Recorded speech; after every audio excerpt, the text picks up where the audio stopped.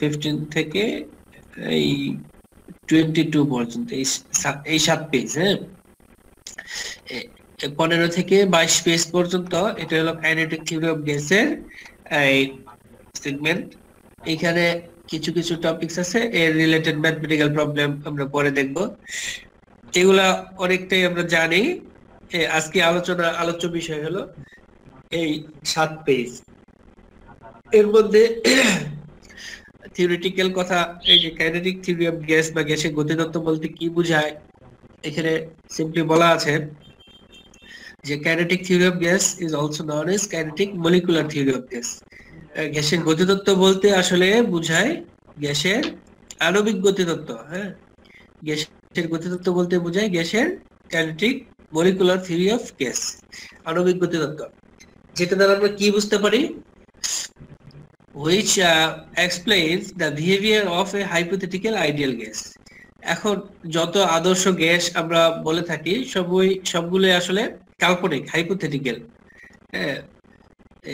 একেবারে আদর্শ গ্যাস আসলে এটা কাল্পনিকই, and can explain many everyday observations।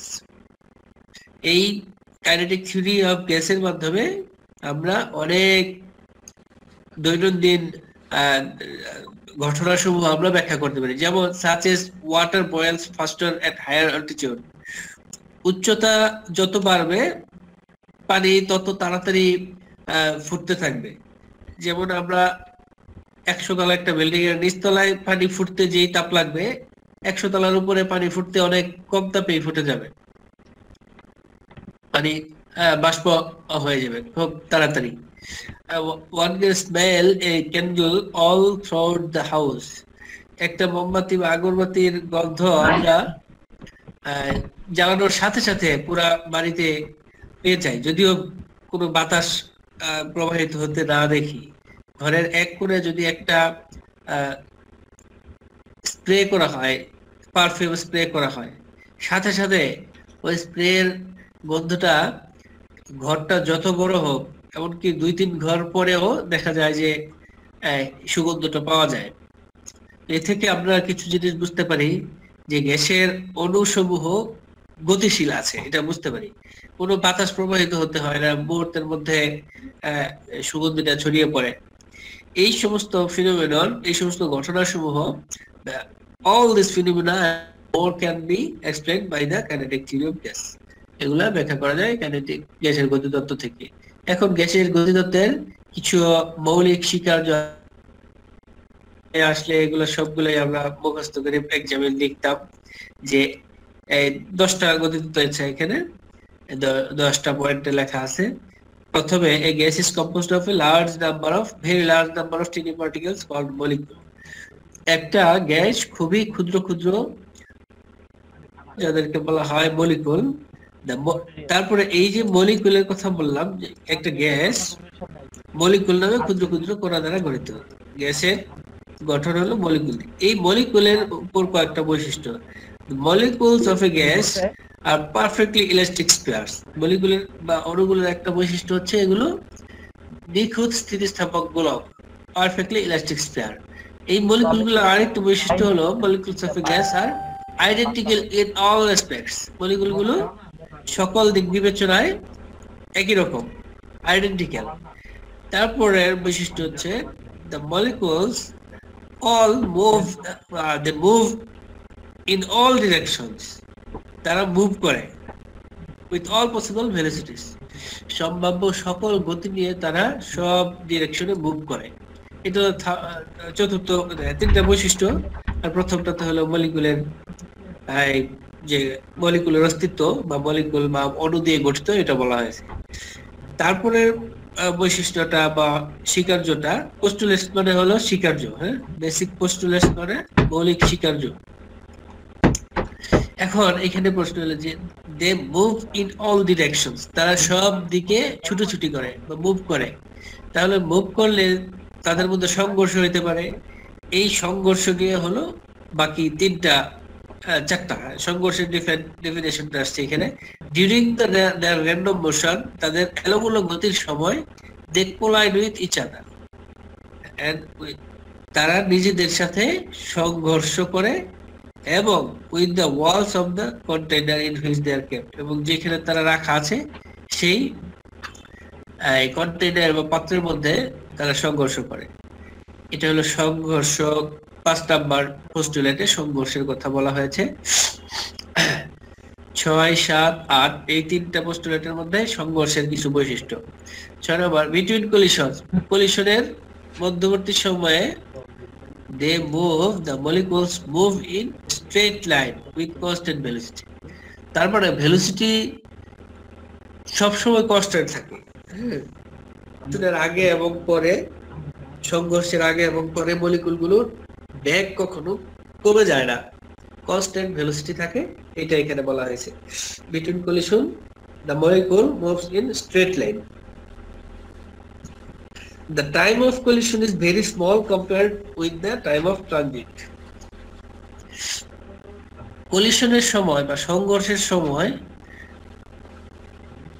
এক সংঘর্ষ থেকে আরেক সংঘর্ষ পর্যন্ত যে সময় লাগে সেটার তুলনায় অনেক কম। পরিবহন সময়ের তুলনায় সংঘর্ষের সময় খুবই সামান্য। যেমন আমরা এই ক্রিকেট বল দেখা যায় যে হাত থেকে ব্যাট পর্যন্ত যাইতে যে সময় লাগে, ব্যাট আর বল লেগে থাকা সময়টা, যেমন বোলার যদি বল করে আর ব্যাটসম্যান ব্যাট করে, তো বল ব্যাট লেগে থাকার সময়টা হলো কলিশন, আর এই হাত থেকে ব্যাট পর্যন্ত আসার সময়টা হলো ট্রানজিট। এরকম একটা সংঘর্ষ হলো, এই সংঘর্ষ থেকে আরেকটু দূরে গিয়ে আরেকটা সংঘর্ষ হলো, এই সংঘর্ষের সময়টা হলো কলিশন, আর দূরত্ব অতিক্রমের সময়টা হলো ট্রানজিট। এটা আমরা বুঝতে পারি যে time of collision is very small compared with the time of transit. তারপর এভারেজ ডিসটেন্স। এখন কলিশনের মধ্যবর্তী সময়ে এই যে দূরত্ব অতিক্রম করে, প্রত্যেকটা কলিশনের মধ্যবর্তী সময়ে যে গড় দূরত্ব অতিক্রম করে, the average distance traveled by molecule between successive collisions is called the mean free path. দুইটা সংঘর্ষের মধ্যবর্তী সময়ে যে গড় দূরত্ব অতিক্রম করে যাকে বলা হয় mean free path, গড় মুক্ত পথ। The force of attraction between individual molecule is negligible. দুইটা অণুর মধ্যে আকর্ষণ বল এটা ধরা হয়েছে নেগলিজিবল বা নগণ্য। আর the volume of molecule is negligible compared with the volume of the gas. একটা অণুর আয়তন গ্যাসের পাত্রের আয়তনের তুলনায় নগণ্য, এটা ধরা হয়েছে। এই যে এখানে যেমন ধরে এইটাই একটা পাত্র আর কি, এই পাত্রের মধ্যে এই যে অণুটা, এই অণুটার এই যে পাত্রের মধ্যে গ্যাসের অণু আছে, অসংখ্য অণু আছে, কিন্তু মৌলিক শিকার যে বলা হয়েছে এই অণুর আয়তনটা নগণ্য এবং এই অণুগুলো নিজেদের মধ্যে কোনো আকর্ষণ নাই।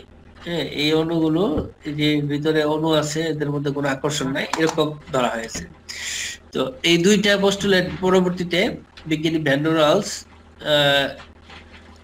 সংশোধন করেছেন যে তাদের মধ্যে আকর্ষণও কিছু হইলে আছে, তাদের ভলিউমও আছে। এটা প্রমাণ করে PV equal to RT ইকুয়েশনটাকে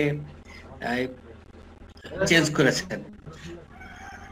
P plus A by V square V minus B is equal to RT, এটা তৈরি করেছেন বা জেনারেট করেছেন। তো এই কারণে আমরা এই 10টা পোস্টুলেট খুব ভালোভাবে আমরা পড়বো। আর এরপরে মাঝখানে আমি একটু আজকের নিয়ে নেই।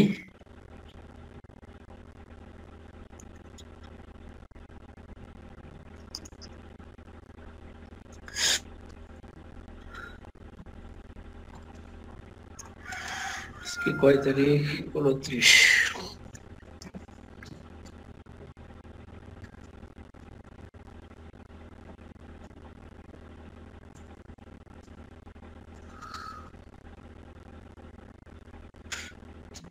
সুদীপ্ত বসাক জয়েন করেছেন? সুদীপ্ত বসাক,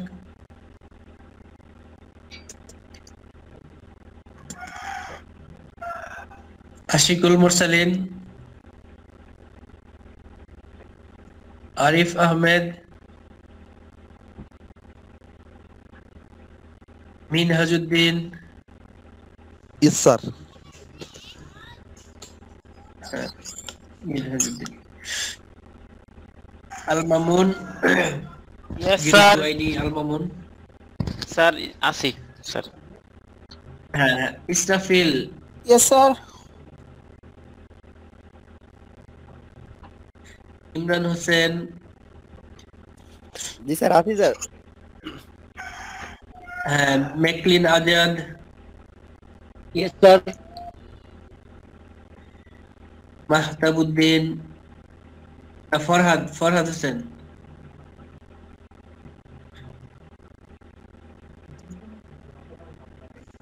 কোথায় গেল? ফরহাদ হোসেন নেই। তারপর মাহতাবুদ্দিন,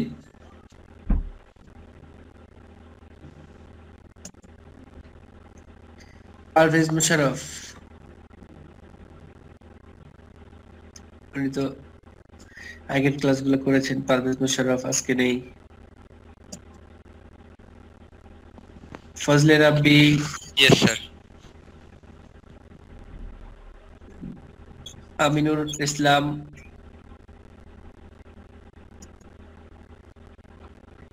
সাথী খাতুন,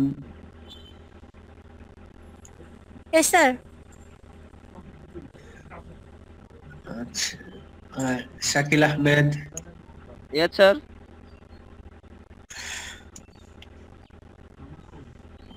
আশিক হোসেন। কিছু স্যার আমি ফরহাদ হোসেন। প্রেসার সূত্র, গেলুসেকের সূত্র এটা, এবং এই সূত্রগুলো খুবই কমন এবং খুবই সিম্পল কিছু সূত্র। যে তাপমাত্রা যদি স্থির থাকে তাহলে যে কোনো একটা নির্দিষ্ট আয়তন গ্যাসের ভর বা নির্দিষ্ট ভর গ্যাসের আয়তন চাপের ব্যস্তানুপাতিক। হ্যাঁ, এখানে আমাদের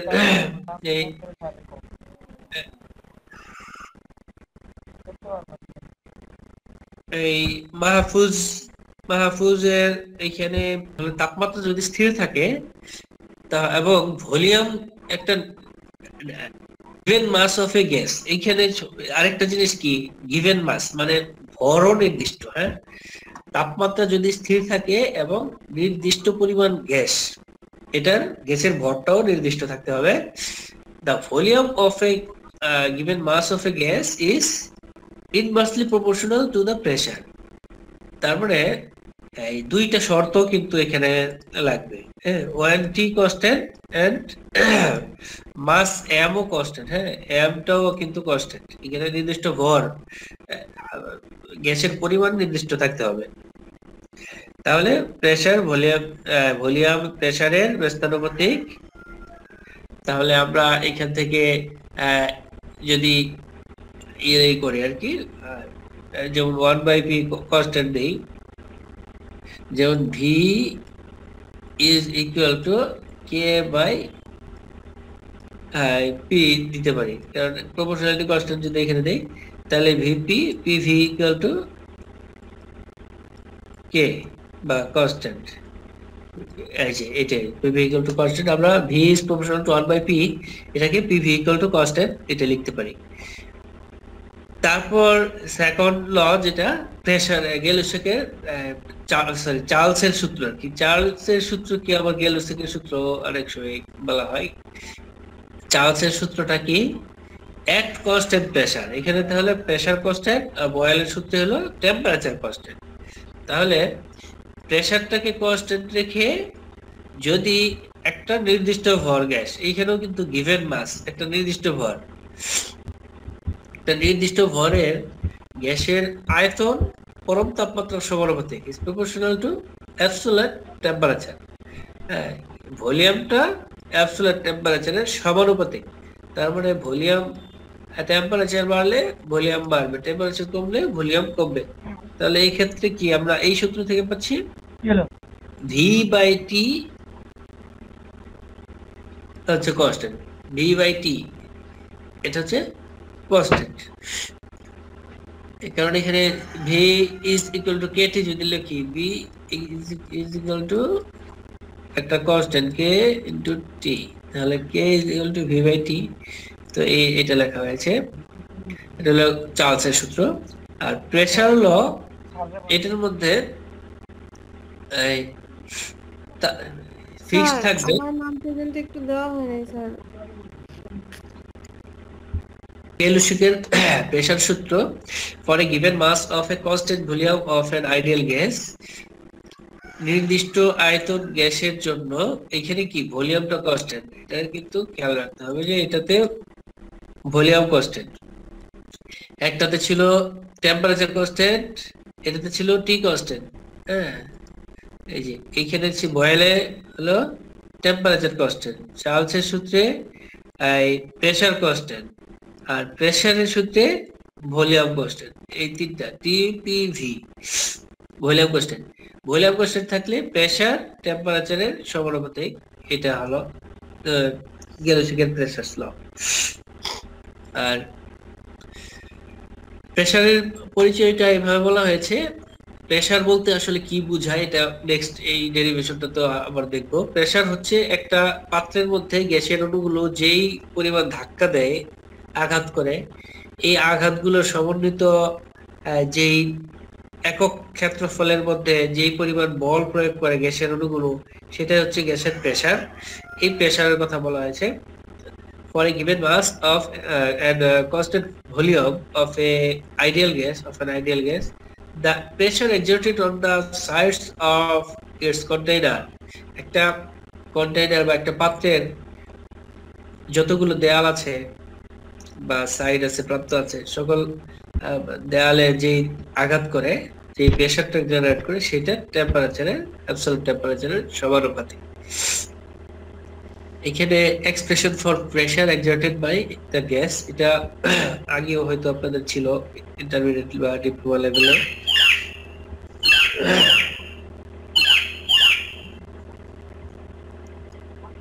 হ্যালো,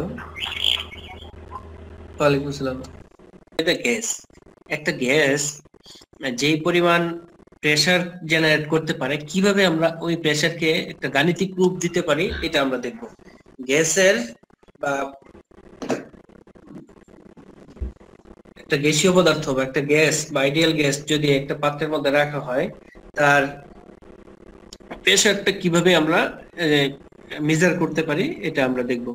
আমরা প্রথমে এই কি কাজটা করব, এটা আগে বেসিক কথাটা বলে নেই। মনে করি এই যে এটা একটা কাচের পাত্র। এই যে কাচের পাত্রটা যেমন 1 2 3 4 5 6 7 8 8টা কর্নার আছে এবং তল আছে 6টা, 1টা 2টা 3টা 4টা 5টা 6টা। এখন যদি মনে করি এই যে এই বিন্দুটা হলো 0, শূন্য, ও বিন্দু, এইটা হলো এক্স, এটা হলো ওয়াই, এটা হলো জেড। আমরা এটা কল্পনা করতে পারি না? এইটা থেকে এই হলো এক্স অ্যাক্সিস, এটা ওয়াই অ্যাক্সিস, এটা জেড অ্যাক্সিস, তিনটা অ্যাক্সিস। এই তিন অ্যাক্সিস, এক্স অ্যাক্সিস বরাবর যদি আমরা আসি, সামনের দিকে যদি আসি, শূন্য থেকে এক্স অ্যাক্সিস বরাবর আসি যদি, তাহলে আমরা এই যে এই দেওয়ালটা পাবো। হ্যাঁ, এই যে এই দেওয়ালটা পাবো। এই দেওয়ালটাকে আমি একটা কালার দেই, যেমন ইয়েলো কালার দিলাম। হ্যাঁ, এই যে এই এক্স অ্যাক্সিস বরাবর যদি সামনে আসি, আমরা এই কাচের পাত্রটার এই কালারটা পাবো, এবং পিছনে যদি যাই তাহলে এই কালারটা পাবো, এক্স অ্যাক্সিস বরাবর একদম। এই যে পিছনের দিকে দেওয়ালটা, এটা কি আমাদের একটু বুঝতে পারি ইচ্ছা করলে, যে 0 থেকে এক্স অ্যাক্সিস বরাবর সামনে আসলে এই দেওয়ালটা, পিছনে গেলে এই দেওয়ালটা, এটা বুঝতে পারছি আমরা সবাই? আচ্ছা, এখন ওয়াই অ্যাক্সিস বরাবর যদি 0 থেকে সামনের দিকে আসি, তাহলে এটাকে আমরা যদি এই যে এই কালারটা দেই, এই যে এই সোজা ওয়াই অ্যাক্সিস থেকে যদি সামনের দিকে আসি, তাহলে আমরা এই দেওয়ালে আসবো, এবং পিছনে এই দেওয়ালটা, এইটা। তাহলে ওয়াই অ্যাক্সিস এর মধ্যে আছে দুইটা দেয়াল। এখন জেড অ্যাক্সিসে কোন দুইটা দেয়াল আছে এটা কি বোঝা যাবে? নিচ থেকে উপর উঠলে জেড অ্যাক্সিসে যে দেয়ালগুলো আছে সেটাকে এই কোনটা, এই যে এটা দিলাম। হ্যাঁ, জেড অ্যাক্সিসে আছে এই দেয়ালটা, উপরের দিকে এই দেয়াল, নিচে তো এই যে এটা, নিচে তো এই যে এই দেয়ালটা, এই ফ্লোর আর কি। তাহলে ত্রিমাত্রিক একটা আমাদের এই দেয়াল তিনটা বুঝা একটু দরকার আর কি, যে এক্স অ্যাক্সিস বরাবর দুইটা দেয়াল আছে, ওয়াই অ্যাক্সিস বরাবর সামনে পিছনে দুইটা দেয়াল আছে, জেড অ্যাক্সিস বরাবর উপরে নিচে দুইটা তল আছে। তাহলে এই 6টা তল নিয়ে গঠিত একটা পাত্র আমরা নিলাম। এই পাত্রের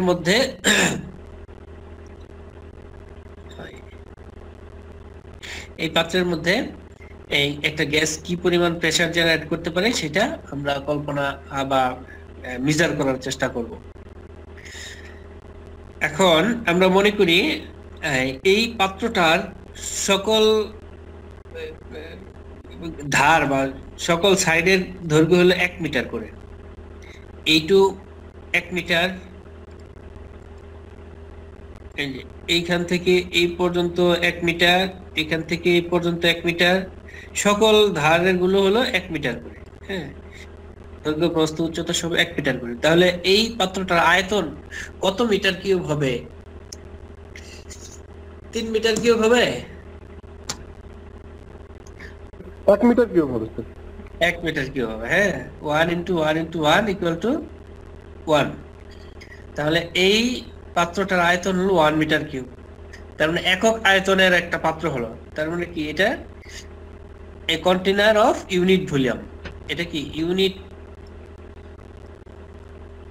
ভলিউমের একটা পাত্র হলো। এই পাত্রের মধ্যে আমরা 1 মোল আদর্শ গ্যাস নিব। এই যে প্রথম কথাটা কি, let us have a cubical vessel whose side equal to 1 meter in length. Let us fill the vessel with 1 mole ideal gas. এই পাত্রটাকে 1 মোল আদর্শ গ্যাস দ্বারা পূর্ণ করি, এবং যেহেতু এটার প্রত্যেকটা প্রান্তের দৈর্ঘ্য হলো 1 মিটার করে, তাহলে এটার আয়তনও 1 মিটার কিউব ইউনিট ভলিউম। তারপরে ধরবো let there be n number of molecules।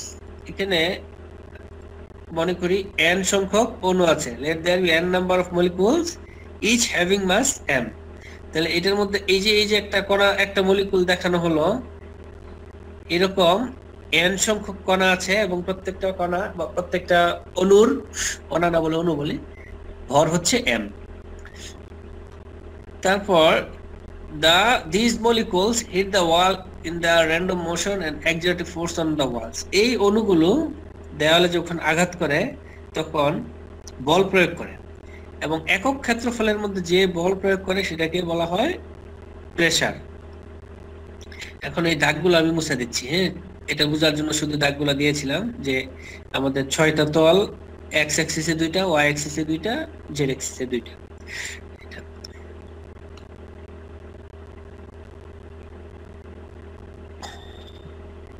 আমরা কোথায় ছিলাম? This molecule hit the wall during the random exerted force on the wall. দেয়ালের মধ্যে একটা বল প্রয়োগ করে।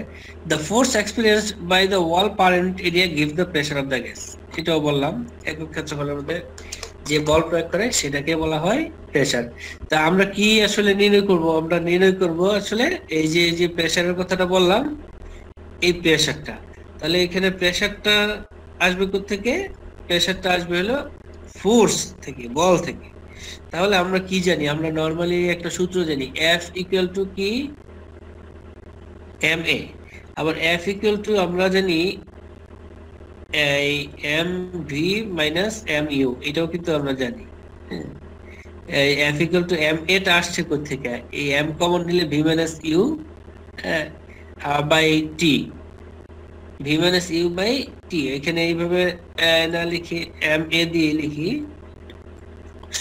আমরা কি জানি? F = m a। এটা কি মনে আছে সবার? একটা সূত্র, নিউটনের গতির দ্বিতীয় সূত্র, গতিসূত্র। তাহলে এটাকে আমরা কি লিখতে পারি? v - u by t। এটা মনে আছে? ত্বরণ কি শেষ বেগ মানে, তাহলে mv minus mu divide by t, এটা হচ্ছে f এর সমান। এটা আমরা আগে থেকেই জানি, কিন্তু জানি না নিউটনের গতির দ্বিতীয় সূত্র অনুসারে, গতির সূত্র থেকে ভরবেগ, এটা হলো ভরবেগ আদি শেষ ভরবেগ, এটা হলো হ্যাঁ ভরবেগের পরিবর্তনের হার, সময় দ্বারা ভাগ করলে কি রেট বের হয়, যে একক সময়ে ভরবেগের পরিবর্তন কতটুকু। তাহলে এইটা হলো ফোর্স, এটা আমরা আগে থেকে জানি। তাহলে আমরা যদি এই একটা অণুর ভরবেগের পরিবর্তনের হার বলতে পারি, তাহলে তো একটা অণুর জন্য কি পরিমাণ ফোর্স বা বল এটা পাবো। এই বলকে যদি আবার আমরা কি ক্ষেত্রফল দ্বারা ভাগ করে দেই, তাহলে আমরা পাবো কি প্রেসার। প্রেসার হচ্ছে ফোর্স পার ইউনিট এরিয়া। এখন তাহলে আমাদের একটা অণুর ক্ষেত্রে যদি আমরা প্রেসারটা বের করতে পারি, একটা অণুর ক্ষেত্রে, তাহলে যদি বলি 1 কোটি অণু আছে, তাহলে 1 কোটি অণু প্রেসার খালি গুণ করে দিলেই হবে 1 কোটি দিয়ে, তাহলে টোটাল প্রেসার পেয়ে যাব। তো এই কাজটাই আমরা করব, যে এই F equal to P equal to F by A করব, আর F টা কিভাবে বের করা যায় এটা দেখব। তাহলে আমরা একটা মলিকুল নিলাম, আমরা একটা মলিকুল কল্পনা করলাম, আগে বলে নিছি মলিকুলটার ভর হলো m, আর এটা যখন x অ্যাক্সিস বরাবর আঘাত করতেছে তার বেগ হলো vx বা পজিটিভ x, আবার যখন সে আঘাত করে ফিরে আসতেছে তখন হলো -v, তার ভেলোসিটি হলো -v। তাহলে এই যে দেখো, এই যে এইটা let a single molecule parallel to x axis with velocity v, it strikes the wall। x axis এর প্যারালালে একটা অণু আমরা ধরলাম যেটা v ভেলোসিটিতে আঘাত করতেছে, রিবাউন্ডস মানে ফিরে আসতেছে উইথ ভেলোসিটি -v। তাহলে মোমেন্টাম ভরবেগ of the molecule before impact, আঘাতের পূর্বে হলো mv, আঘাতের পরে হলো -mv। কারণ এখানে তো ভেক্টর অনুযায়ী দেখতে হবে, আমাদের সবসময় একদিকে চিন্তা করতে হবে। এই দিকে যদি +mv হয়, এই দিকে ফিরে আসার বেগটা হবে -mv। আমরা এটা যদি পজিটিভ অ্যাক্সিস হয়, যখন ফিরে আসবে তখন -mv। তো আমরা আদি বেগ থেকে শেষ বেগ যদি আমরা বিয়োগ করি, চেঞ্জ ইন মোমেন্টাম, মানে আমরা মনে করছি আদি বেগটা বড়, তাহলে mv -mv, শেষ বেগটা বিয়োগ যদি করি, তাহলে ভরবেগের পরিবর্তন হলো 2mv। তাহলে যে এখানে mv mu, এটা হচ্ছে 2mv, তো ভরবেগের পরিবর্তন হচ্ছে mv mu equal to 2mv। আর এই সময়টা কতটুকু লাগবে এইটা এখন বের করতে হবে, যে t এর মানটা কত। এখন time taken to make 1 to and fro motion 2 meters। এখন আমরা ভেলোসিটি কত ধরলাম, v না, ভেলোসিটি ধরেছি যে v। তো কোন বস্তুর বেগ যদি হয় v, তাহলে v মিটার যেতে সময় লাগে কত সেকেন্ড, 1 সেকেন্ড। তাহলে 1 মিটার যেতে সময় লাগবে 1/v সেকেন্ড। তাহলে এইখান থেকে এই প্রান্তে এসে আবার এই প্রান্তে ফেরত যেতে দূরত্ব কত, 2 মিটার। তাহলে 2 মিটার অতিক্রম করতে সময় লাগে কি 2/v সেকেন্ড। এইটা দেখেন তো, বুঝেন কিনা, টিটা যে 2/v সেকেন্ড হলো, কেন হলো, এই যে এইখানে আমরা ছিলাম যে এই ভরবেগের পরিবর্তন হলো 2mv, এবং যে সময়টা আমাদের দরকার, যে আমরা এখানে বের করছিলাম যে ভরবেগের পরিবর্তনকে সময় দ্বারা ভাগ করতে হবে, mv 2mv, এই সময়টা হলো 2/v, t এর মান। তাহলে ভরবেগের পরিবর্তনের হার হবে 2mv divide by 2/v equal to, তাহলে 2টা নিচে 2 ক্যান্সেল হয়ে যাবে, ভিডিও উপরে চলে যাবে, mv স্কয়ার হবে। এই যে hence force on the wall due to single molecule mv square. এই যে mv স্কয়ারটা হলো, এটা কিন্তু আমি একটু পাশে একটু দেখালাম। এখানে যারা দেখতেছেন কি একটু বুঝতে পারছেন যে ভরবেগের পরিবর্তনের হার mv স্কয়ার হলো কিভাবে হলো? প্রশ্ন করলে হয়তো আমি আবার বোঝাইতে পারবো।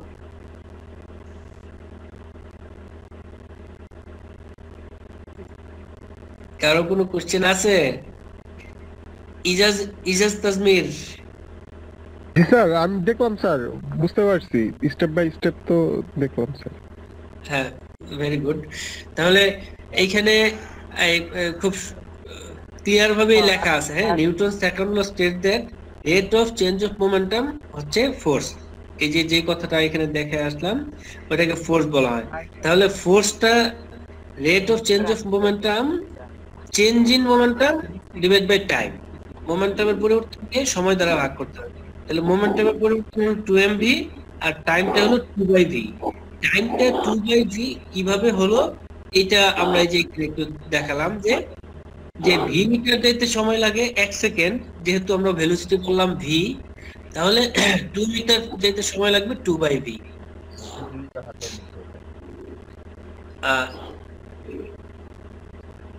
কেউ কি কিছু বলতে চেষ্টা করতেছেন?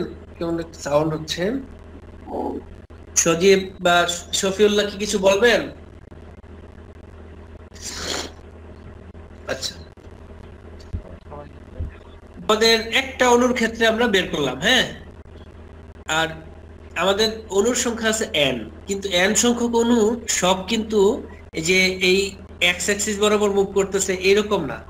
এই যে x অ্যাক্সিস বরাবর এই, তাহলে আমরা কিন্তু একটা অণু কল্পনা করলাম x অ্যাক্সিস বরাবর যেই দেয়াল আছে সেই দুইটা দেয়ালের ক্ষেত্রে। তাহলে আমাদের the cubical vessel বা cubical container has 3 directions, তিনটা ডিরেকশন, x y z। তাহলে n সংখ্যক অণুর সব মানে 3 ভাগের 1 ভাগ অণু x ডিরেকশনে আমরা কল্পনা করতে পারি এভারেজ। তাহলে hence average molecule in x direction n/3। তাহলে x ডিরেকশনে টোটাল ফোর্স হবে এই যে n/3 ইনটু mv²। এই যে mv² তো হলো ফোর্স। তাহলে আমরা এই যে n/3, n এর 3 ভাগের 1 ভাগ, n/3 mv², এটাকেই nmv² ডিভাইড বাই 3 লেখা হলো, এই যে এই অংশটুকু। তাহলে x অ্যাক্সিস বরাবর টোটাল ফোর্স হলো এটা, আর x অ্যাক্সিস বরাবর তাহলে প্রেসারটা কত হবে? প্রেসারটা তো বললাম যে P = F divide by A, pressure F by A। এখন এখানে F এর মান যদি এটা হয়, A এর মান কত? A এর মান তো 1 স্কয়ার মিটার, কারণ এই যে দৈর্ঘ্য 1 মিটার, প্রস্থ 1 মিটার, তাহলে ক্ষেত্রফল কত? 1 মিটার স্কয়ার। তো এই যে এখানে ক্ষেত্রফল এরিয়া 1 মিটার স্কয়ার। তাহলে প্রেসার, এই প্রেসারের সূত্র এইটাই হবে, কারণ এটা ফোর্সকে যদি 1 দ্বারা ভাগ করা হয় তাহলে প্রেসার এবং ফোর্স একই মান, হ্যাঁ। তাহলে যে প্রেসারের ইকুয়েশন mv², nmv²/3, এটা কি x অ্যাক্সিসের জন্য আমরা এই দুইটা দেয়ালের মধ্যে আমরা পেয়ে গেলাম। এখন আমাদের দরকার হলো y অ্যাক্সিসে প্রেসার কত, z অ্যাক্সিসে প্রেসার কত, এবং পরে তিনটাকে যোগ করে এভারেজ করলে আমরা এই v একইভাবে যেরকম আমরা পাইলাম mn 1/3 mnv², এটাকে আমরা কিন্তু এইভাবে লিখতে পারি 1/3 mnv²। 1/3 mnv² পাইলাম হলো x অ্যাক্সিসের জন্য। আবার y অ্যাক্সিসের জন্য যদি আমরা 1/3 mnw² করি, যেমন এই যে এইদিকে ভেলোসিটিটা v ধরলাম, এইদিকে y অ্যাক্সিসের ভেলোসিটিকে w ধরি, তাহলে এইদিকে কি 1/3 mnw² হবে। আবার z অ্যাক্সিসে যদি ধরি 1/3 mnu²,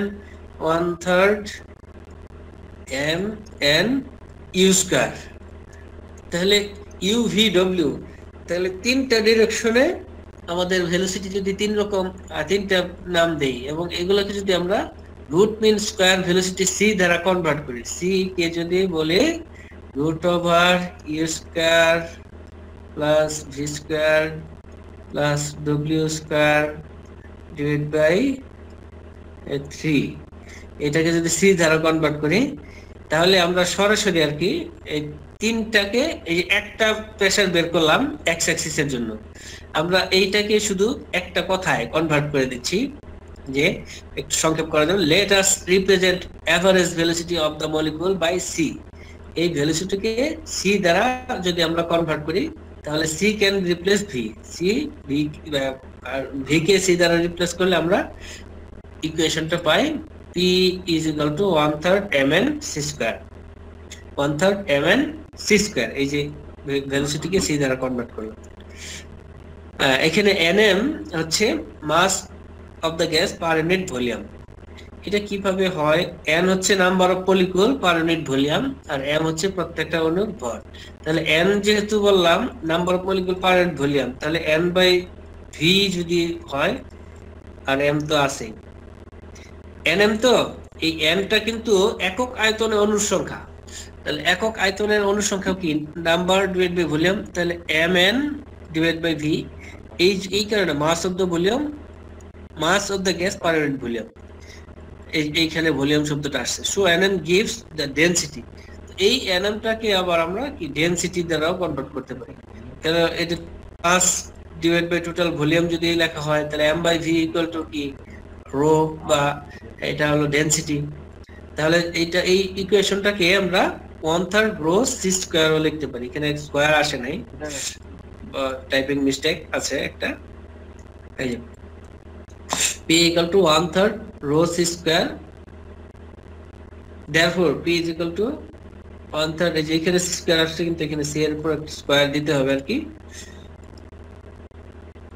এই যে p equal to 1/3 rho c square।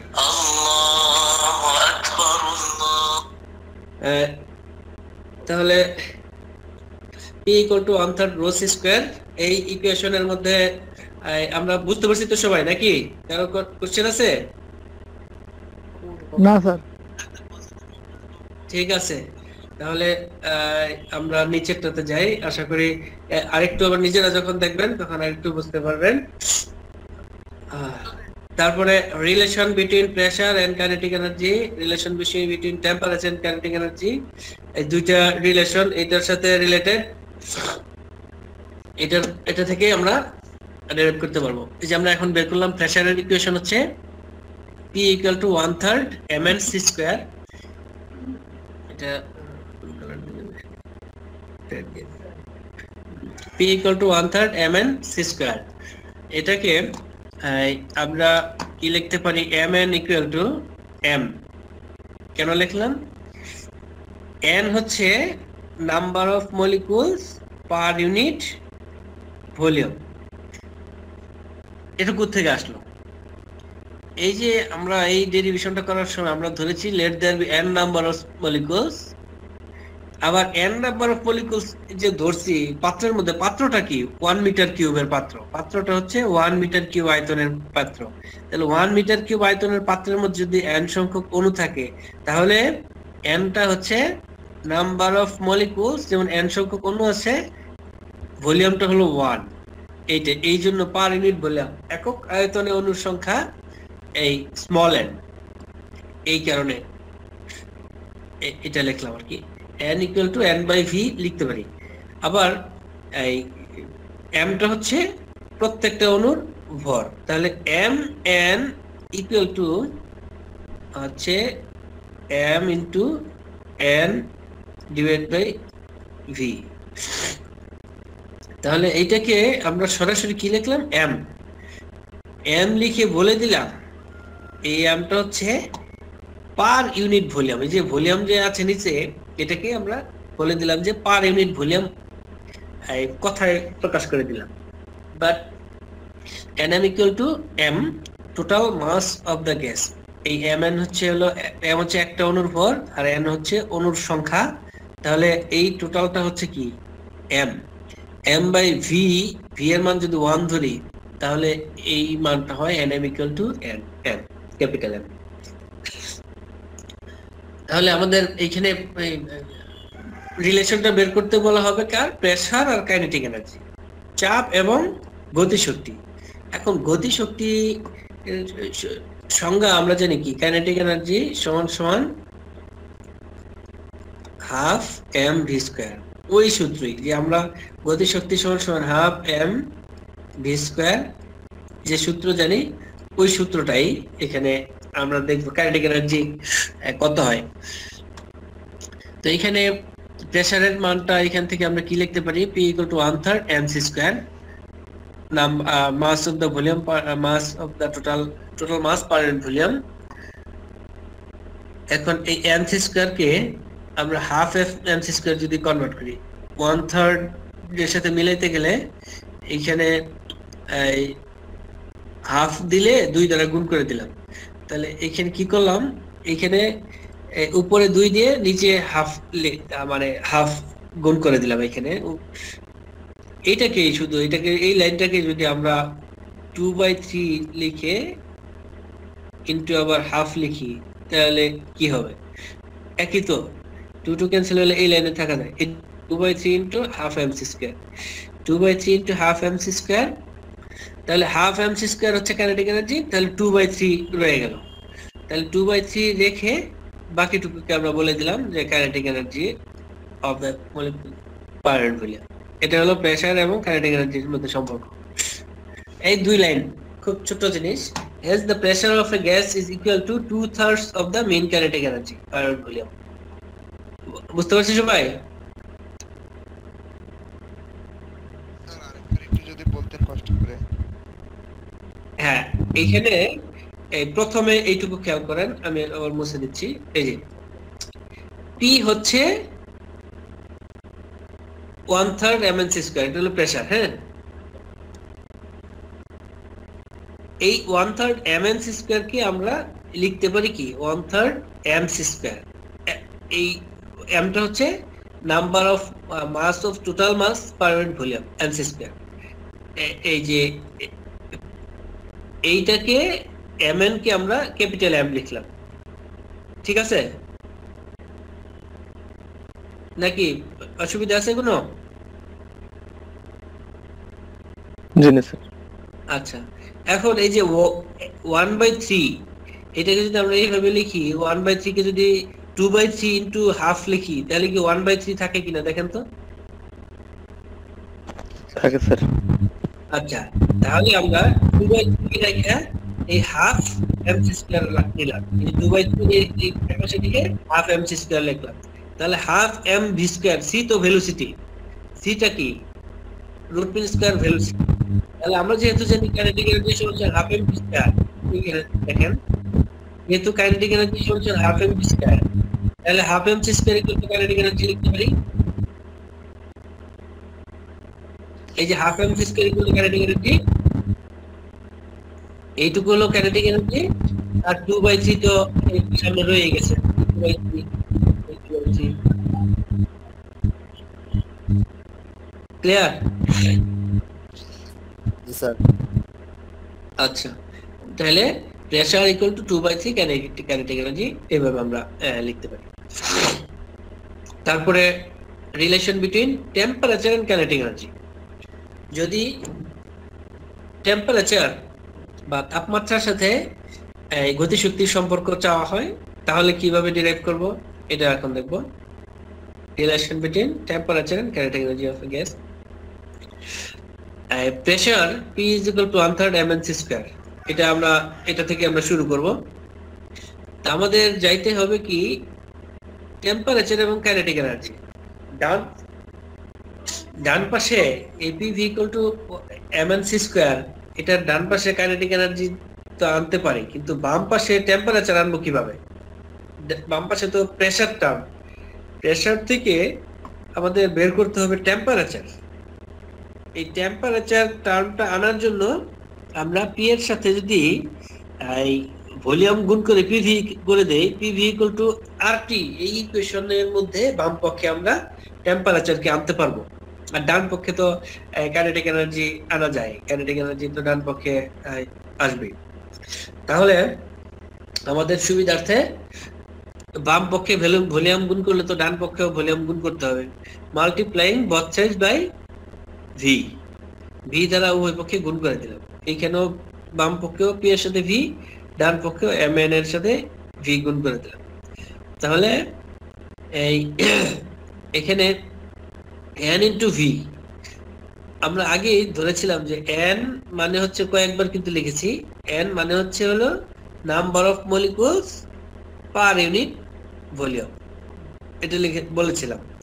তাহলে number of molecules per unit ভলিউমের সাথে যদি আবার v গুণ করি, তাহলে v v ক্যান্সেল হয়ে গিয়ে এখানে শুধু n টা থাকবে। এই যে এখানে n এর মধ্যে কি একটা ক্যাপিটাল N বাই v ছিল, v v গুণ হয়ে তাহলে pv equal to 1/3 mn c square, এটা চলে আসলো। এই n টা হচ্ছে অ্যাভোগাড্রো নাম্বার। আবার বাম পক্ষে আমরা জানি pv ইকুয়াল টু RT 1 মোল গ্যাসের জন্য, pv ইকুয়াল টু RT 1 মোল গ্যাসের জন্য, তাহলে 1/3 mn c স্কয়ার, এইটাকে এই পাশে লিখে ডান পক্ষে RT লিখলাম, মাল্টিপ্লাইং both sides by 3/2। এখন এটা বুঝতে না পারলে এই আমরা RT বাই n এটাকে 3/2 দ্বারা কেন করলাম, ভাগ করলাম, গুণ করলাম, মানে আমরা চাই হাফ আনতে, এই পাশে বাম পক্ষে আমরা হাফ আনতে চাই, মানে 1/3 কে যে আগে করেছিলাম 1/3 কে যদি আমরা হাফ বানাতে চাই তাহলে কি করব আমরা, এখানে তো 3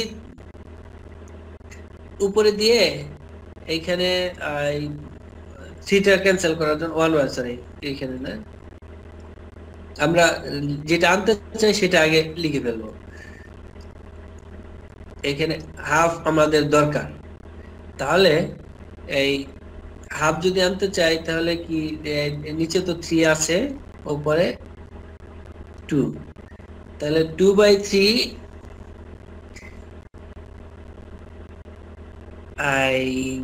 এখানে হাফ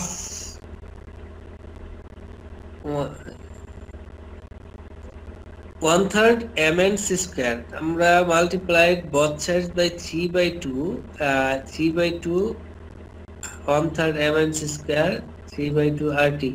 আচ্ছা, এইখানে আমি যেভাবে বলতে চাচ্ছিলাম আর কি, এখানে m c স্কয়ার কে n টাকে RT বাই n এখানে পাঠিয়ে দেই, তাহলে কি হয় একটু লিখি, যদি আমরা m c স্কয়ার 1/3 mn, আমি একটু এই ইসের মধ্যে যাই, হ্যাঁ এই বোর্ডের মধ্যে যাই, এখানে এই বোর্ডটা কি দেখতে পাচ্ছেন আপনারা?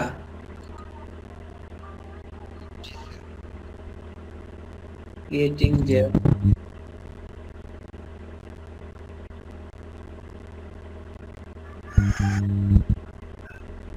share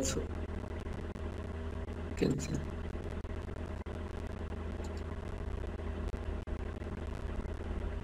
link to them what এইটা না লেখার জন্য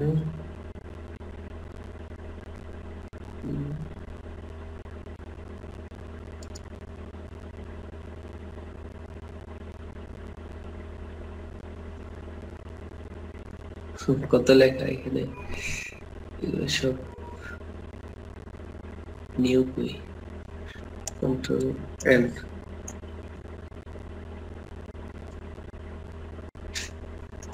হ্যাঁ এই যে এইখান থেকে নিয়ে আসি আমাদের আজকে 1/3 mn c square equal two RT, এইটুকু তো এইখান থেকে শুরু করে নিতে পারি, 1/3 nm c square divide by RT, 1/3 nm c square divide by RT।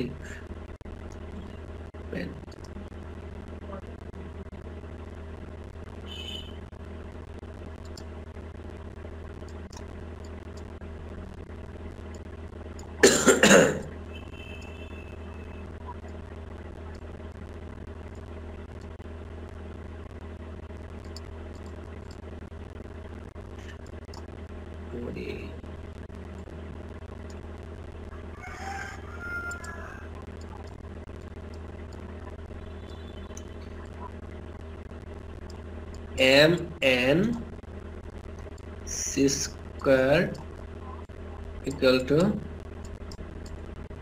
RT। তো এইখানে আমি এখানে দেখেন স্মল, এটা থেকে আমাদের দরকার হলো কার কার মধ্যে রিলেশন বের করা, টেম্পারেচার এন্ড কাইনেটিক এনার্জি। আচ্ছা ঠিক আছে, এক পাশে টেম্পারেচার আছে, এই পাশে কাইনেটিক এনার্জি লাগবে। তাহলে কাইনেটিক এনার্জি রাখতে হলে 1/3, আমি যেটা করতে চেয়েছিলাম এই যে এখানে এই হাফ এম সি স্কয়ার লিখলাম, হাফ এম সি স্কয়ার লিখলে এই পাশে কি আর টি ডিভাইড বাই কি চলে যায়, এম চলে যায়। ঠিক ঠিক আছে,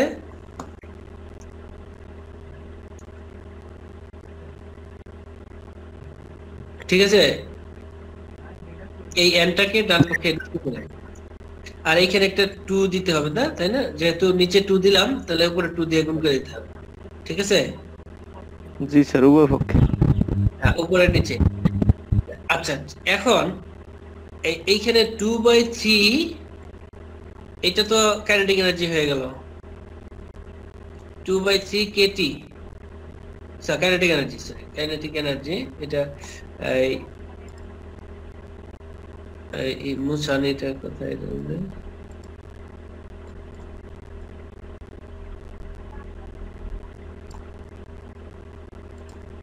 2/3 কাইনেটিক এনার্জি, এটা হলো কাইনেটিক এনার্জি হয়ে গেল। 2/3 কাইনেটিক এনার্জি ইকুয়াল টু এই যে R/N, এটা হলো বোলজম্যান কনস্ট্যান্ট কে, আর টেম্পারেচার হলো টি। তাহলে বোলজম্যান কনস্ট্যান্ট একটা কনস্ট্যান্ট, এটা হলো small K is equal to universal molar gas constant কে যদি অ্যাভোগাড্রো নাম্বার দ্বারা ভাগ করা হয়, এটা একটা কনস্ট্যান্ট হয়ে যায়। এই কনস্ট্যান্টটা হলো 1.38 into 10 to the power minus 23, এরকম 1.38 তো মনে হয়, 38 into 10 to the power minus 23, এটা ক্যালকুলেটরে দেওয়া থাকে। তাহলে এখন আমরা কি কাইনেটিক এনার্জিটা কত পাচ্ছি? কাইনেটিক এনার্জি ইকুয়াল টু এই পাশে যে 3 টা উপরে চলে যাবে না, 3 divide by 2 into K T. Kinetic energy সমান 3/2 কে টি। কেটা হলো বোলজম্যান কনস্ট্যান্ট, টিটা হলো অ্যাবসলিউট টেম্পারেচার। তাহলে এইভাবে একটু আপনারা লিখে নেন তো, এটা তো ভিডিও হচ্ছে না, আমরা একটু এটুকু লিখে রাখেন, এইটুকু বুঝতে যদি সুবিধা হয়।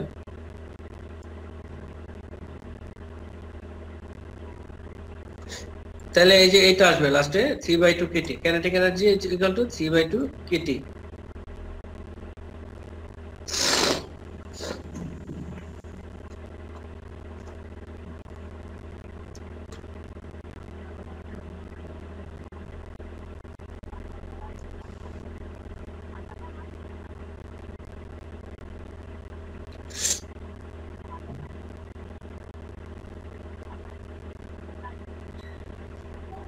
এখন কি বুঝতে পারছেন সবাই এই যে এইখানে কিভাবে 3/2 কেটি হয়?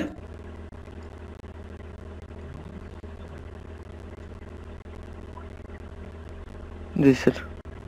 এইখানে শুধু একটা শব্দ আর কি, মাল্টিপ্লাই বচ্চার 3/2 কেন আসলো? এটা মানে যেহেতু আমরা জানি যে হাফ আনতে হবে, এখানে হাফের সাথে একটু বেমিল পাচ্ছিলাম, এই জন্য আর কি আমি ওই এই দুইটা লাইন একটু এখানে এইভাবে দেখালাম আগেরটার মতো করে। আচ্ছা স্যার, হ্যাঁ স্যার RT/N এরপরে বাদ কি হবে স্যার? এই যে কে হচ্ছে R/N, এটা হচ্ছে বোলজম্যান কনস্ট্যান্ট, এই যে কে হচ্ছে R/N, এই যে এখানে লেখা আছে এটা, এই যে R/N is a constant, K Boltzmann constant.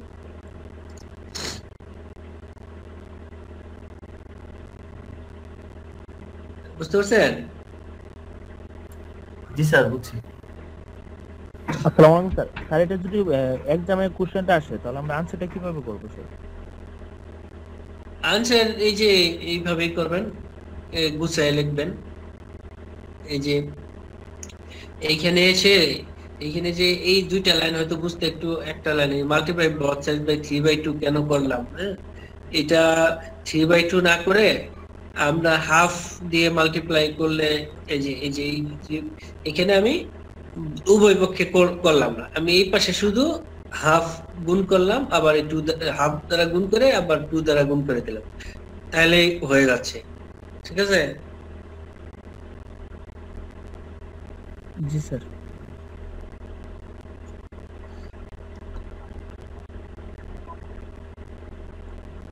আচ্ছা, তাহলে আমরা নেক্সটে যাই। তাহলে এটাকে আমরা কি লিখতে পারতেছি? Hence kinetic energy of molecule is directly proportional to Kelvin temperature. কারণ এখানে বাম পক্ষে কাইনেটিক এনার্জি, এই যে এখানে দেখেন এই যে কাইনেটিক এনার্জি, এই দুইটা কি, এগুলো কি কনস্ট্যান্ট? এই দুটো তো কনস্ট্যান্ট। কাইনেটিক এনার্জি 3/2 কে যদি কনস্ট্যান্ট ধরি, তাহলে কি আমরা kinetic energy proportional to absolute temperature বলতে পারি না? Kinetic energy is directly proportional to absolute temperature, এটা বলা হলো আর কি। তারপরে একটা গুরুত্বপূর্ণ topics, mean free path of a gas molecule। একটা গ্যাসের mean free path বা গড়মুক্ত পথ কি, ভ্যান ডার ওয়ালস ইকুয়েশন, গড়মুক্ত পথ, এই দুইটা পড়লে মোটামুটি শেষ হবে। গড়মুক্ত পথ বা mean free path বলতে কি বোঝায়? যে একটা অণু একটা পাত্রের মধ্যে, যে আমরা যদি এখানে করে কন্ট্রোল এন, এরকম একটা পাত্র আমরা নিলাম, যে পাত্রের মধ্যে এই যে আমরা পাত্রটা এইভাবে আঁকতে পারি, হলো না,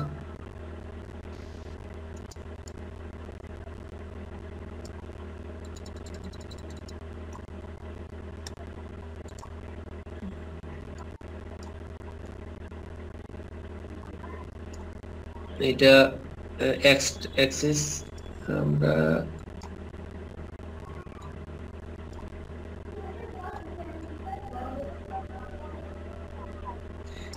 এইভাবে আমি আঁকি আর কি এই পাত্রটাকে।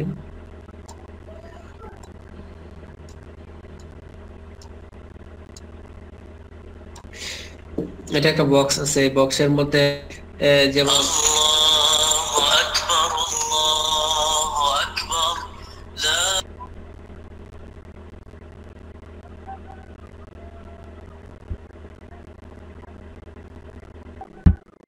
মনে করি অসংখ্য কণাগুলো ছোটাছুটি করতেছে, গ্যাসের কণাগুলো ছোটাছুটি করতেছে, সবগুলো কণা একই রকম।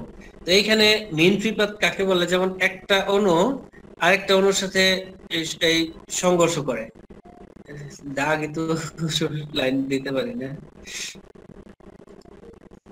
একটা অণু আরেকটা অণুকে আঘাত করে, তারপরে কি সে আবার আরেকটা অণুকে আঘাত করে, আবার আরেকটা অণুকে আঘাত করে, এরকম দেখা যাচ্ছে একটার পর একটা আঘাত চলতেছে। এই অণুগুলো সংঘর্ষ করার সময় একটা অণু থেকে আরেকটা অণুতে যে দূরত্ব অতিক্রম করে, একটা সংঘর্ষ থেকে আরেকটা সংঘর্ষে যে দূরত্ব অতিক্রম করে, 1 মিটার, মনে করি 2 মিটার, মনে করি যে 3 মিটার, তো প্রতিটা সংঘর্ষের জন্য যে গড় দূরত্ব অতিক্রম করে সেটাকে বলা হয় mean free path. Mean free path বলতে বোঝায় যে the average distance, the mean distance traveled by a molecule, the mean distance that the molecule travel between one collision and the next is called mean free path. একটা সংঘর্ষের পরে আরেকটা সংঘর্ষ হইতে অতিক্রম করে সেই দূরত্বটাকে বলা হয় গড়মুক্ত পথ বা mean free path. Mean free পাথের এই ডেরিভেশনটা আমরা এখন বের করতে যাচ্ছি, যে কিভাবে আমরা করতে পারি।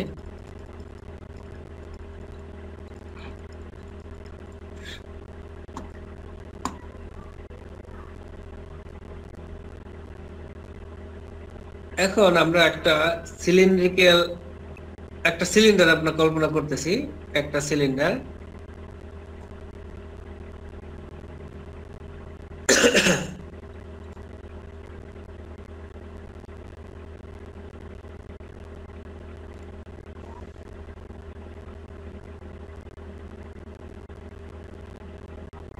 যে সিলিন্ডারের রেডিয়াসটা হচ্ছে এইটুকু। এই রেডিয়াসের সমান সিবি দ্য এভারেজ, একটা মলিকুল নেব, একটা মলিকুল কল্পনা করব বা অণু কল্পনা করব, অণুগুলোর ব্যাস হচ্ছে এই ব্যাসের এই ইসের ব্যাসার্ধের সমান, অণুগুলোর ব্যাস এই ব্যাসার্ধের সমান ব্যাসার্ধের একটা সিলিন্ডার নেব। এই যে এটা যেখানে নেওয়া আছে, এই যে আমরা মনে করি suppose the molecules of a gas all perfectly elliptic spheres each of diameter d, সব মলিকুলগুলোর ডায়ামিটার হচ্ছে d। এই যে এই মলিকুল, এইটা যত মলিকুল আছে এগুলোর সবগুলোর ডায়ামিটার বা ব্যাস হচ্ছে d মিটার। এখন d হইতে পারে 0.000 মিটার বা অনেক ছোট হইতে পারে। আমরা কল্পনা করলাম যে সব অণুর ব্যাস হচ্ছে d। এখন এই ব্যাসের সমান ব্যাসার্ধ নিয়ে একটা সিলিন্ডার আমরা কল্পনা করব। এই যে এইটাও ব্যাসার্ধ d এবং সিলিন্ডারের দৈর্ঘ্যটা হচ্ছে আমরা ধরে নিই c, ভিটি না, এটা c।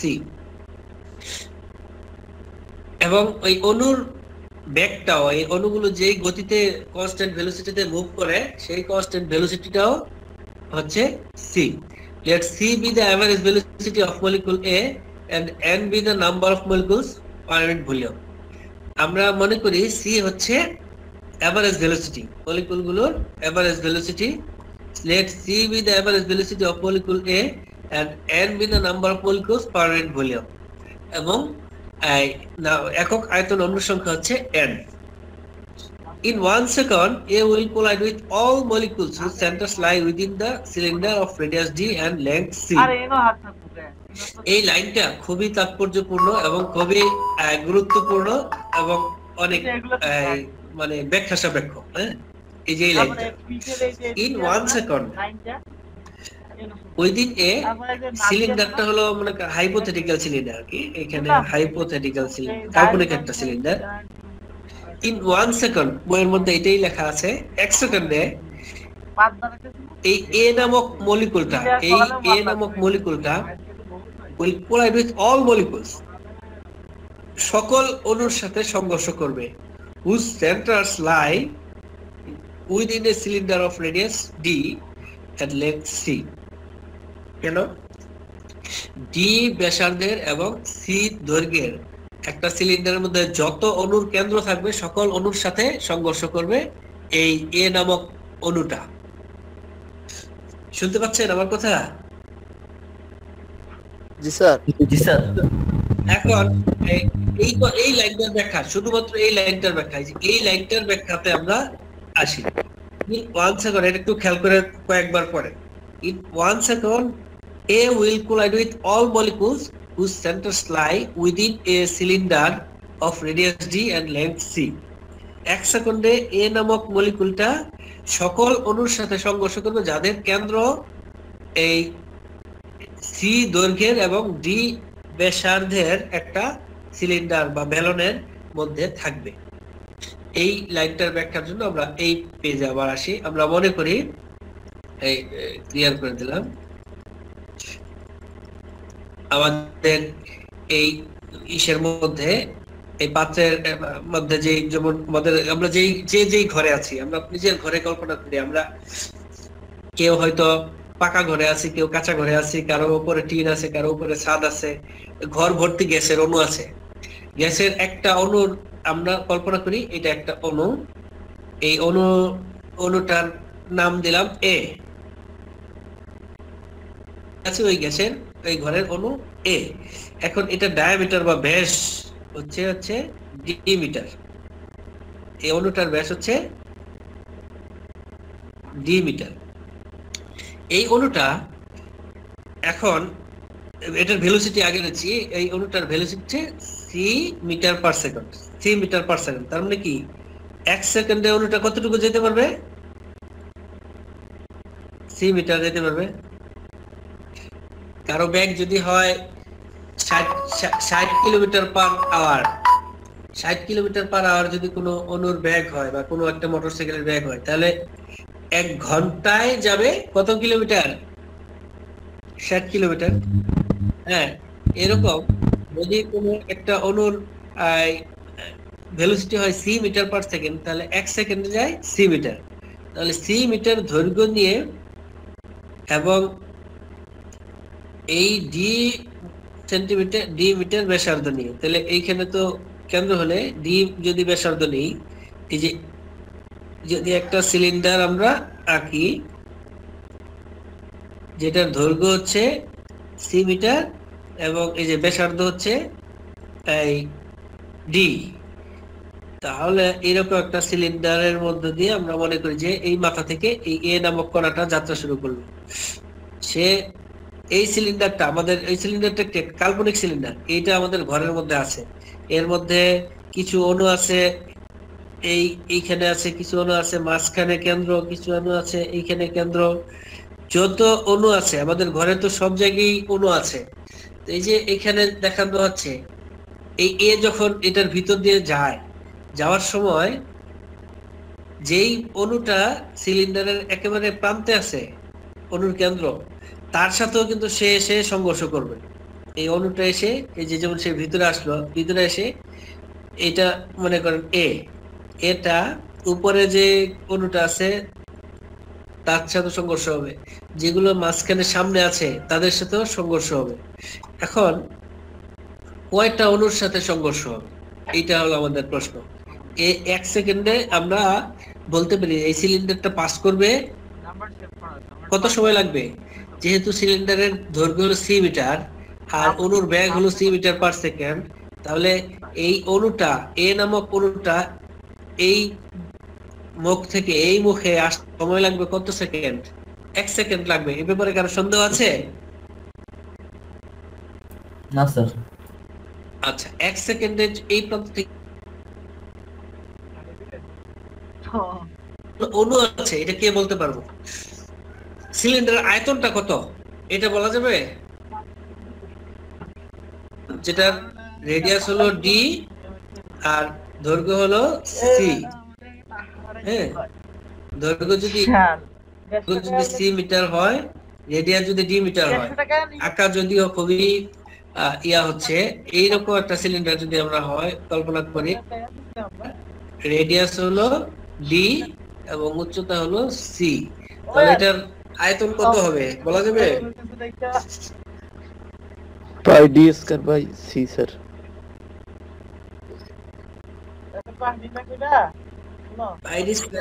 Pi D square by মানে তো ভাগ। ক্ষেত্রফল, বৃত্তের ক্ষেত্রফল, এই যে এটা বৃত্ত আছে, এই বৃত্তটার ক্ষেত্রফল কত? এটা যদি d হয় এটার ক্ষেত্রফল কত? পাই ডি স্কয়ার না? জি স্যার। বৃত্ত যদি বৃত্তের ক্ষেত্রফল কি আয়তন না, আর এটা আয়তন হয়ে যায় পাই ডি স্কয়ার c। তাহলে এই সিলিন্ডারের আয়তন কত? Pi D square c। আমাদের এই সিলিন্ডারের আয়তন কত? Pi D square c। Volume of the cylinder pi D square c। বুঝতে পারলে? আচ্ছা, এখন আমরা বলেছি কি একক আয়তনে অণুর সংখ্যা হচ্ছে m, এই যে number of molecules per unit volume. একক আয়তনে অণুর সংখ্যা কয়টা? n সংখ্যক। হ্যাঁ, তাহলে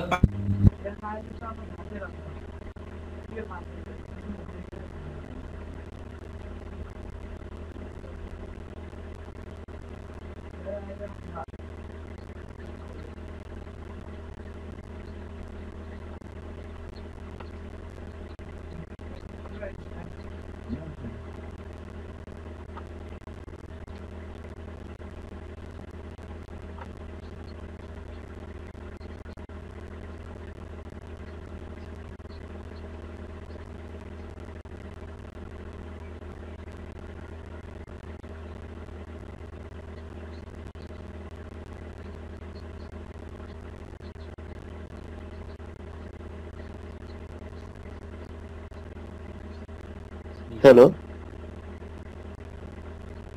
কথা তো মোটেও শুনতেছি না।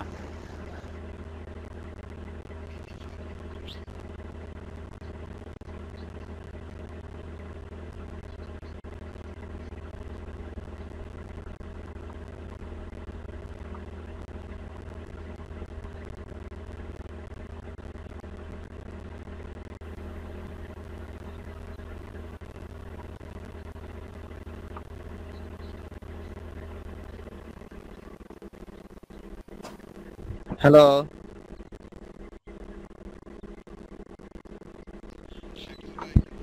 তার সম্ভবত ডিসকানেক্ট হয়ে গেছে, একটু ওয়েট করে।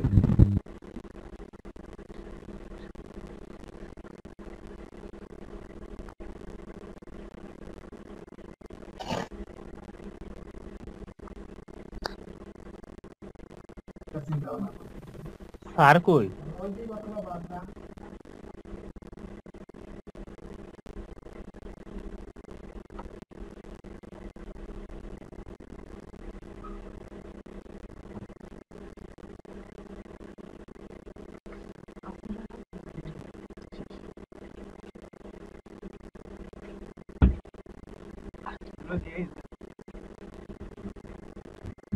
অনুর সংখ্যা কতটুকু হচ্ছে, কয়টা হচ্ছে? Pi D square CN. এটা কি আমরা বুঝতে পারছি সবাই? ভলিউম অফ দ্য সিলিন্ডার, সিলিন্ডারের আয়তন যদি পাই ডি স্কয়ার সি হয়, আবার একক আয়তনে যদি অনুর সংখ্যা এন হয়, তাহলে পাই ডি স্কয়ার সি আয়তনে অনুর সংখ্যা হচ্ছে pi D square CN. Number of molecules within the cylinder pi D square C into N. বিষয়টা কি ক্লিয়ার? এইটা কেন, কিভাবে লিখলাম? পাই ডি স্কয়ার সিএন কিভাবে লিখলাম? হ্যালো, জি স্যার। ইজাজ তাজাম্বুল, আপনি বলেন তো এটা কি বুঝতে পারছেন কেন পাই ডি স্কয়ার সিএন? ওইটা স্যার ওই যে সিলিন্ডারটার আয়তনকে স্যার গুণ করা হয়েছে ইয়ে দিয়ে, এন দিয়ে। হ্যাঁ, এন দিয়ে গুণ করছে, কারণ এই একক আয়তনে যদি অনুর সংখ্যা হয় এনটি, তাহলে ভি আয়তন বা এক্স আয়তনে অনুর সংখ্যা ভিএন বা এক্সএন হবে ওইটাই। আমার প্রশ্ন হলো, যেহেতু আগে আমরা বলছি 1 সেকেন্ডে এ নামক অণুগুলা যতগুলা অণু থাকবে সবার সাথে সংঘর্ষ করবে, তাহলে 1 সেকেন্ডে সংখ্যাও এই অণুর সংখ্যার সমানই হবে। তাহলে number of collision made by molecule A in 1 second is pi D square C into n. এই সংখ্যক সংঘর্ষ হবে। তাহলে pi D square C n সংখ্যক সংঘর্ষ হতে কত সময় লাগবে? 1 সেকেন্ড। 1 সেকেন্ড সময় লাগবে, এতগুলো সংঘর্ষ হতে সময় লাগবে 1 সেকেন্ড। তাহলে একটা সংঘর্ষ হতে কত সময় লাগবে? 1 by pi D square C n সংখ্যক সময়। তাহলে একটা সংঘর্ষ হতে সময় লাগবে কত? 1 বাই এটা, এই যে এই অংশটা। তাহলে একটা সংঘর্ষের জন্য সময় লাগবে 1 by pi D square C N second. আর এই সময়ে, এটা তো টাইম, এটা তো একটা টাইম, এই সময়ে কত দূরত্ব অতিক্রম করবে? Time into speed, s equal to v into t। তাহলে v হচ্ছে c, ভেলোসিটি হচ্ছে এখানে c, এবং টাইমটা হচ্ছে 1 by pi D square cn। তাহলে এই সময়ে কত দূরত্ব অতিক্রম করে? Speed into time. তাহলে এই c এবং c ক্যান্সেল হয়ে গিয়ে 1 by pi D square n। এইটাই হলো মেইনলি মিন ফ্রি পাথ, যে একটা সংঘর্ষ থেকে আরেকটা সংঘর্ষে কত দূরত্ব অতিক্রম করে, এটা হলো mean free path. Lambda is equal to 1 by √2 pi D square n। এইখানে √2টা বিজ্ঞানী ম্যাক্সওয়েল ডিস্ট্রিবিউশন করে বসাইছেন। এটা হলো ম্যাক্সওয়েলের শুধু correction. 1 by pi D square n এটাই সূত্র। বিজ্ঞানী ম্যাক্সওয়েলের ডিস্ট্রিবিউশন অনুযায়ী উনি অনেক বড় ক্যালকুলেশন করেছেন। বিভিন্ন ধরনের বোলজম্যান ডিস্ট্রিবিউশন আছে, কয়েকটা ডিস্ট্রিবিউশন আছে, এটা স্ট্যাটিস্টিক্সে পড়ানো হয়। স্ট্যাটিস্টিক্যাল ডিস্ট্রিবিউশন আর কি, ওই ডিস্ট্রিবিউশন থিওরি থেকে ফাইনালি আর কি 1 বাই √2 অথবা √2 এখানে এই পায়ের সাথে গুণ করা হয়েছে। তো এটাই আমরা ব্যবহার করব ম্যাথমেটিক্যাল ক্যালকুলেশনের সময়। Lambda is equal to 1 by √2 pi D square n, এটা ব্যবহার করব। মেইনলি ডিরাইভ হবে 1 by pi D square n। এই মিন ফ্রি পাথকে প্রকাশ করা হয় ল্যামডা দ্বারা। তাহলে এই ল্যামডা ইজ প্রপোর্শনাল টু, এই যে এগুলো সবই কনস্ট্যান্ট, হ্যাঁ, এই শুধুমাত্র ডি ছাড়া। তাহলে lambda is proportional to 1 by T square. যদি নাম্বার অফ মলিকুল ঠিক থাকে, যদি অণুর ব্যাসার্ধ ছোট হয়, তাহলে মিন ফ্রি পাথ বড় হবে, অণুর ব্যাসার্ধ বড় হলে মিন ফ্রি পাথ ছোট হবে। এটি তাহলে আমরা পেলাম কি? Mean free path is directly proportional to, inversely proportional to square of the diameter of the gas molecules. Mean free path হচ্ছে গ্যাসের অণুর ব্যাসের বর্গের ব্যস্তানুপাতিক। এখন দেখি কার কি কোশ্চেন হয় এই মেইন ফ্রি পাথের ডেরিভেশনটা থেকে। কারো কোনো জায়গায় যদি কোশ্চেন হয় তার জন্য এটা বোঝার সুবিধা হবে আমি যখন এটা অ্যানসারটা বলবো।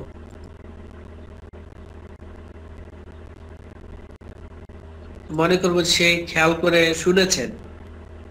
পাত্র মধ্যে যেই সিলিন্ডারটা কল্পনা করছি, সিলিন্ডারের আয়তন হলো পাই ডি স্কয়ার সি।